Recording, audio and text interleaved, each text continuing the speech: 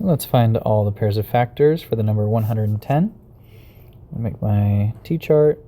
110. 1 and 110 works. 110 is an even number, so half of that works. 55. 1 plus 1 is 2, and 1 plus 1 plus 0 is 2, which is not a multiple of 3, so 3 doesn't work. We could try 4.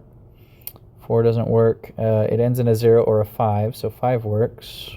5 and 22.